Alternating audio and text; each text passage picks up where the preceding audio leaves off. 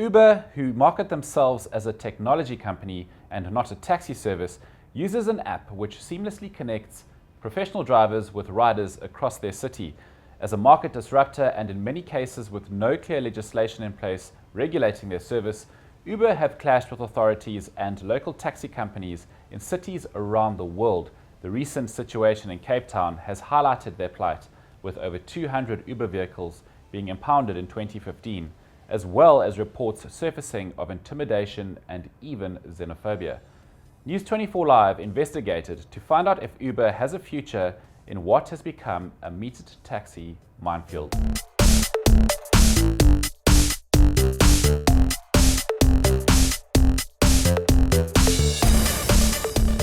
Uber Cape Town held a roundtable this week to address many of these issues and provide clarity on where their partners are currently sitting with operating licenses.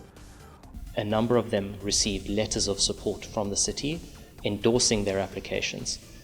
They then needed to take this letter along with some other application documents to the Department of Transport and actually apply for their operating permits. The situation today is that some of these guys have been waiting 6 months for a response from the department, and this should take no longer than a few weeks. As a result, many Uber partners and drivers have been forced to use their vehicles without valid operating licenses. I've been affected hugely. Since my car was never impounded, but my partner's cars, all 3 of his cars was impounded. 1 vehicle was impounded twice. I then took my car off from working because I wasn't going to take the risk in having my vehicle impounded. I have 1 Uber Black, and that is my only source of income. So what's the holdup in issuing operating licenses? Is the city purposefully trying to sabotage Uber to appease local taxi operators? According to Donald Grant, MEC for the Department of Transport and Public Works, it has more to do with Uber falling under a subcategory called an e-hailing service, a grey area which has not yet been defined by national government. Obviously, there have been to and froing between province and the city up to now, and it's really up to the city to say how many metered or Uber e-hailing out of the 343. That number may have changed. That might be a week old. It's a continuous process. But obviously, we're being watched as a provincial government by other people who have licenses within the system.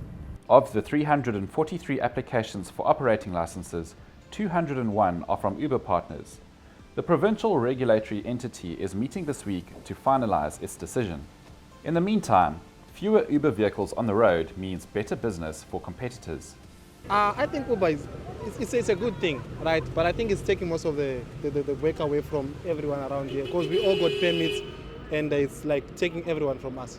We buy the permits, we pay for the permits, and they don't have permits, and they take all the clients away. So somewhere to us, it works to our advantage. It has become so very difficult to operate now. Uber has taken over the customers because of their low tariffs and stuff. As you can imagine, just for an example, you want to go to airport, it's something around 250, but with Uber 100 rand, you can go. So all the people are now running to Uber. Cases of Uber drivers being intimidated and riders prevented from using the service have surfaced in Johannesburg. In Cape Town, we came across a case of xenophobia. Mukrim, a Somalian-born South African citizen, claims he had his vehicle impounded and was racially profiled by traffic officials despite holding an operating permit. He said to me, what the word of saying, this is my country and you guys are messing up. What that's explaining to me. And when I'm foreign born and you can see me, my features and my face, and he pulled me off, that's all I get from the officer. Other foreign nationals who operate taxis in the city, however, are confident it's purely a licensing issue. It's just because they doesn't have a permit, those on the metro are pound it. It's not about foreigners.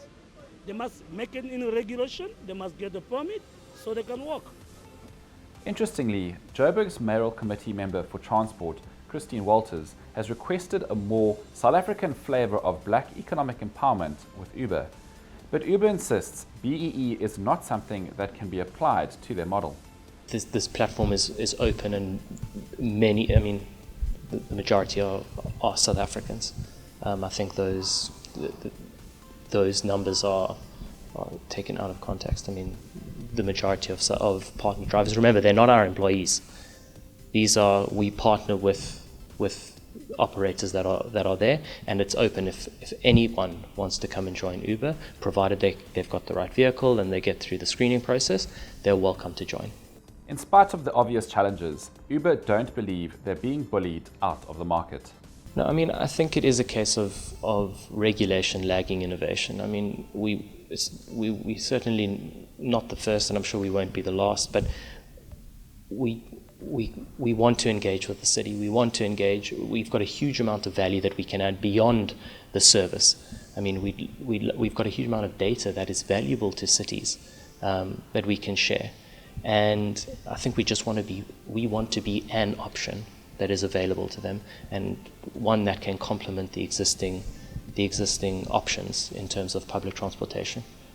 Uber has also created over 2,000 jobs since launching in South Africa, and 1 million Uber rides in 2014 has doubled in just the first half of 2015.